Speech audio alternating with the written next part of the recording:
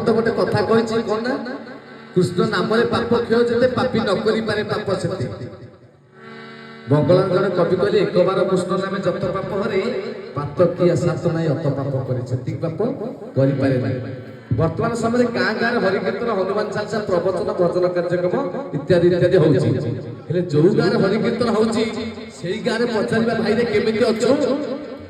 केते इनकम करछु ना 50,000 लक्षे सुंदर घर करछु पुओ झियो सुंदर स्त्री हेले केमिति अछु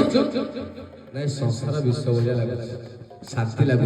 काहे कि एथि कोन महापुरुष मिछ कहले जगन्नाथ दास हरि कीर्तन कले जदि धर्म हम अर्जन करते ताले समस्त स्वर्ग लोक